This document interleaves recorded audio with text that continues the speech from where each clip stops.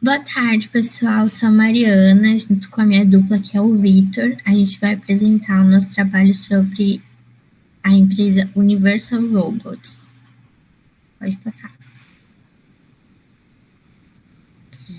Bom, para a gente conseguir baixar o software dessa empresa, os requisitos mínimos são muito básicos. Basicamente, ter uma máquina que tenha no mínimo 8 gigas de espaço livre, que tenha ali uma certa resolução, que consiga baixar, né, um computador, que consiga baixar um arquivo zip. Então, assim, qualquer uma dessas máquinas mais novas, desses computadores mais novos, qualquer um deles consegue tranquilamente baixar o software. Ok. Aí, aqui é o Vitor agora falando e eu vou explicar um pouco sobre como que a gente instala o software. Para a gente conseguir instalar esse software, a gente vai precisar ir lá no Google e colocar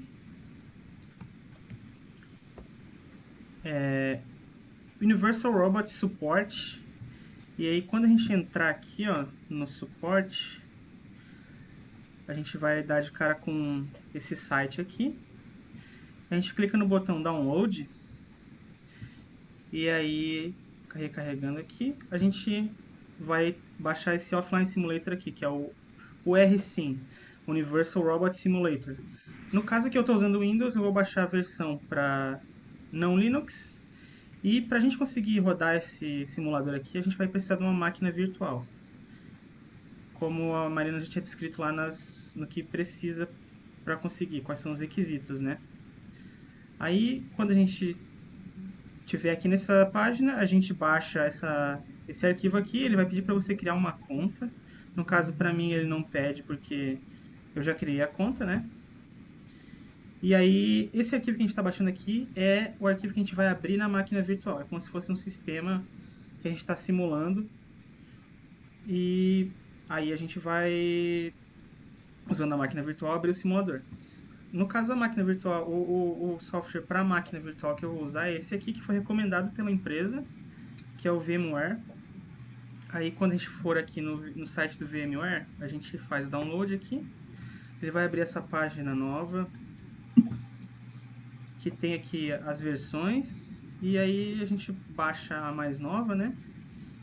E instala. Aí agora eu vou voltar lá para a apresentação. Aqui.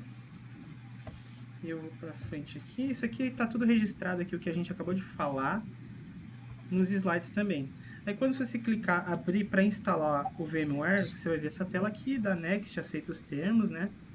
Next, aí escolhe as opções ali de personalização da instalação, como por exemplo o local da instalação, né? No meu caso aqui, eu estava usando um HD, um HD a mais, e eu escolhi ele, porque eu preferia que fosse instalado lá o software.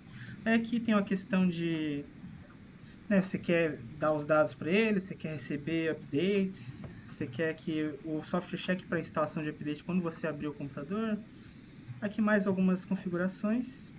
E aí você clica em instalar, ele vai instalar. Quando você terminar a instalação, ele vai pedir essa questão da licença. No caso, como a gente está usando nossa máquina pessoal, na maioria das vezes, né?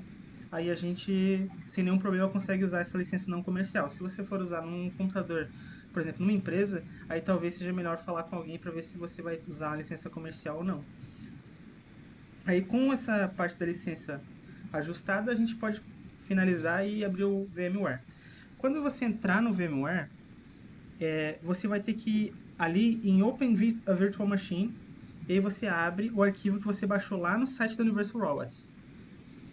Como você abrir esse arquivo, ó, você vai ali Open, você consegue abrir e carregar essa máquina virtual. Aí você clica para abrir ela, e quando você conseguir abrir ela, vai demorar um pouquinho para carregar, você vai dar de cara com essa interface aqui, que é a interface da máquina virtual da Universal Robots. Aqui, como dá para ver, tem vários softwares ali. Tem o URSIM, o R3, o R5, o R10 e o R16. Aqui estão um em cima do outro, porque quando você abre ela é assim mesmo. Aí eu abri aqui o R10.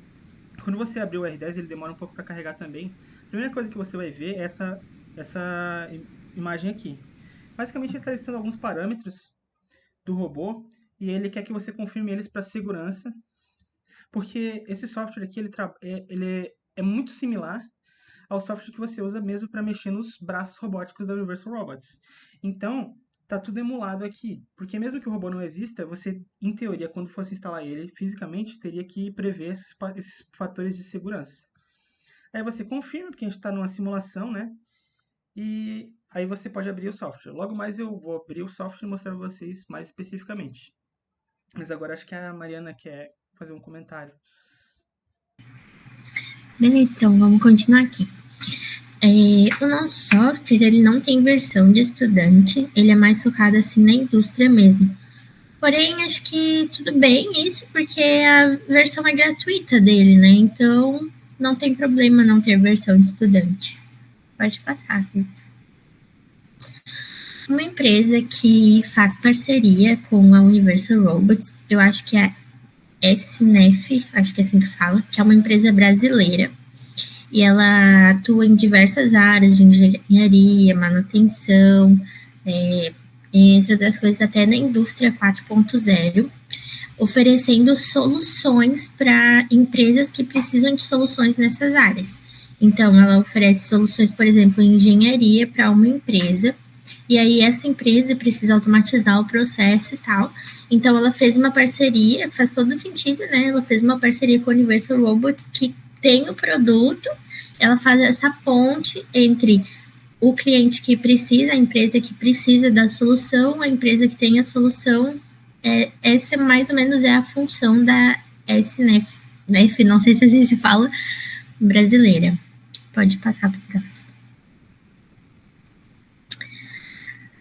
Nas Olimpíadas do Rio, que acho que foi em 2016, um canal francês, que é o FTV, utilizou o robô R10 na cobertura de alguns jogos de natação e atletismo, de algumas competições de natação e atletismo, para captar umas imagens. E esse robô, ele é perfeito para essa atividade que ele estava exercendo ali, porque ele conseguia tirar imagens perfeitas, assim, sem tremer, né? Mesmo elas sendo amplas, assim, então, de longe, mesmo elas sendo simples ou mais complexas, ele consegue suportar uma câmera de até 8 quilos. Então, isso é bem legal, assim, né? E ali nas imagens, a gente consegue ver na primeira imagem, acima ali da cabeça dos apresentadores, o robô tá ali. Embaixo também eles estão tirando uma foto com um robô, que é exatamente esse. Ups. Você estava cortado ali, eu quis mostrar o resto do texto. Sim. E aí acabei que registrando tudo. Pronto. Tá. O R10 é justamente esse robô do nosso GIFzinho. E aí eu acho que tem que tirar porque ele tá cortando ali mesmo. Vou deixar assim mesmo, então. Mais fácil. Tá. Aí, depois a empresa que contratou o robô, né, deu um feedback e disse que o braço compacto por meio de seu software foi possível programar e controlar diversos movimentos, mantendo a qualidade das imagens transmitidas até mesmo no modo loop, né? Ele tem um modo loop lá, depois que o Victor vai falar. E então ele foi perfeito para justamente essa função que ele deveria exercer, né? Pode passar, Victor. Bom, então, algumas vantagens e desvantagens que a gente constatou, assim. Vou falar primeiro das vantagens. Quando você entra no site, assim, e você vai dar uma olhada no que tem lá, ele já logo te dá, assim, o que você quer no seu robô, sabe? Qual que é a função que você quer que ele exerça. Então, isso é muito simples ali. Se você está procurando um robô para comprar, para fazer alguma atividade para você, logo de cara, eles já vão te perguntar ali no site e ele é personalizado para você, né? Para a função que você quer exercer. Então, eles programam para você. Ele é gratuito, né? E ele tem uma interface gráfica que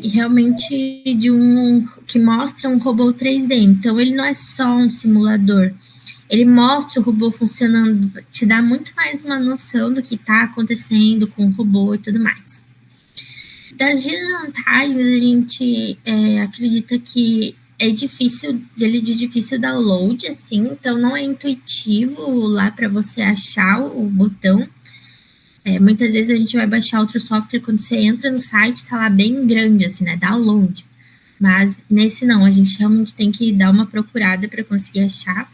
O próprio software não é tão intuitivo assim, e ele demora bastante para carregar. Tá. Aí agora eu vou continuar aqui. Para fechar essa apresentação, eu vou mostrar um pouco sobre o software mesmo. Aí aqui é o software. No caso, eu vou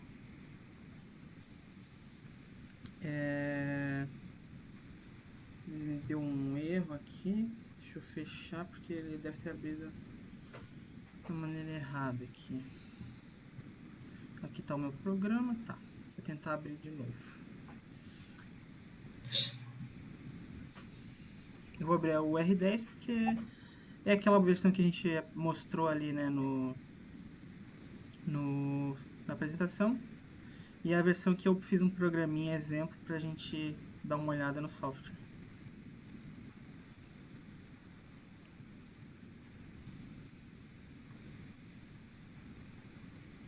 Aí constatando exatamente o nosso ponto da desvantagem. Que ele demora para carregar. Pedi para o professor descontar da apresentação o tempo de carregamento. Beleza, eu vou carregar aqui o programa que eu fiz. E aí, quando a gente abrir aqui o software, primeiro eu vou apresentar um pouquinho a interface dele. Isso aqui é uma tela mais geral, ela mostra quanto tempo o robô está vivo, está ativado. Aqui ele tem uma hora porque eu precisei programar ele, né? Aqui são as variáveis, a gente não está usando nenhuma variável, eu trabalhei só com constantes aqui. Porque é mais simples e é mais fácil para a gente demonstrar o robô. Não precisa ser muito complicado. Aqui, carregar o programa que eu fiz. Aqui a gente tem o programa e a gente trabalha com esses blocos. Aqui, ó, avançado, template, básico. Que eles ajudam a gente a botar o que a gente quer que o robô faça. No caso, home é uma posição específica que como se fosse uma posição de descanso do robô. Loop. Aqui eu fiz para que ele fizesse esse loop 2 vezes. Ele repete as ações dentro do loop, tá vendo que tem uma hierarquia entre os blocos? Aqui ele repete esse loop 2 vezes e aí ele para. O waypoint, ele basicamente, que é a interface gráfica do robô, ele me diz, eu salvo uma posição para o robô e quando eu chamo essa função waypoint, no caso o waypoint 1, eu faço com que o robô volte para aquela posição. Então no caso aqui eu estou fazendo com que o robô ele se mova entre várias posições e ele espere aqui no caso 2 segundos e aqui no caso 1 segundo entre essas posições que ele vai se mover. E aqui quando ele termina um loop, ainda dentro do loop, ele termina uma vez, ele vai me dar esse pop-up de loop finalizado. Depois que ele terminar 2 vezes os loops, ele vai para a posição home de novo, e ele vai me dar esse pop-up programa finalizado, e o halt vai significar que o programa vai parar de trabalhar. Agora, a gente vai aqui para essa instalação. Aqui são algumas características físicas do robô, que estão listadas aqui, por exemplo, a carga, que eu coloquei aqui 1 kg. Aqui temos diversos sinais que entram e saem, e características mais físicas. Aqui a gente tem essa aba Move, que para mim conseguir representar ela melhor aqui, eu preciso ligar o robô. Aí eu vou aqui em Power Off, onde está vermelho, e aí eu vou clicar no botão On, e aqui vou tentar iniciar o robô. Agora ele está ligado. Lembrando que aqui, ó, quando você for ligar ele pela primeira vez, é bom que você coloque algum payload nele, porque senão o software vai dar erro. Aí já está ligado o robô, dá para ver a visualização dele ali em 3D. Eu posso sair aqui dessa tela. Nessa tela aqui, eu consigo mover o robô, ó, por exemplo. consigo fazer com que ele se mova e eu consigo ver em 3D o que está acontecendo com ele em tempo real. Aqui são as entradas e saídas diversas que o robô pode ter, porque quando a gente for aplicar ele na indústria, provavelmente ele não vai funcionar num vácuo, né? Ele vai estar ligado a algum sistema a mais. E aqui são diversas características do robô que a gente pode dar uma olhada. Por exemplo, se ele tivesse se esforçando muito para fazer alguma coisa, com corrente muito alta, com uma temperatura muito alta em alguma parte específica, pode ser que isso seja um problema ou não, né? Agora eu vou fazer uma demonstração, vou demonstrar o programa que eu fiz aqui para a gente ver como é que funciona, né? Vou ligar esse botão aqui de simulação e vou dar play, aí vou selecionar o programa que eu fiz. Ele começa na posição home e aí ele se move aqui nessas posições. Espera 2 segundos nessa, depois ele vai continuar. E aí ele se move e espera 1 segundo nessa. Aí agora ele vai me dar um pop-up logo mais, falando que ele finalizou um loop. E eu posso parar o programa ou continuar. Escolhi continuar, por exemplo. Ele vai voltar e vai fazer de novo o mesmo movimento. Eu fiz esse programa para simular como se fosse, por exemplo, ele pegar uma peça de um lugar e colocar em outro lugar, ou, por exemplo, parafusar alguma coisa que tivesse em um lugar e voltar. Aí ele vai me dar um pop-up novamente, que o loop finalizou. Eu vou dar continue e ele vai voltar para a posição de descanso dele e o programa vai finalizar, programa finalizado. Acabou o programa. Basicamente, pessoal, esse software ele serve para você simular como que o robô rodaria numa fábrica. Ele é mais aplicado, ele tem umas variáveis bem específicas, assim, ele tem uma questão muito física do robô. E ele é desse robô específico, o R10, porque o R3 é o menor robô, que tem uma carga máxima menor, e o R16 é o maior robô, que tem uma carga máxima maior. Esse programa aqui que a gente fez foi para o R10, que é um robô mais médio. E agora, a gente tinha falado ali que o limite dele era 8 kg, mas a versão mais nova dele, o limite é 12,5 kg. E esse software é bem aplicado, ele simula esse robô específico e ele é muito útil por conta disso. Ele não é generalista, é só desse robô. Se a Mariana não quiser comentar mais nada, eu acho que a nossa apresentação fica isso mesmo. Não, eu acho que é isso mesmo. Aqui é bem visível no software a parte 3D, que eu acho que é uma grande vantagem, assim, né? Quando você quer programar alguma coisa, principalmente um robô, poder ver exatamente o que ele está fazendo. Acho que isso foi uma coisa muito legal desse software. É isso mesmo. Beleza, então é isso, pessoal.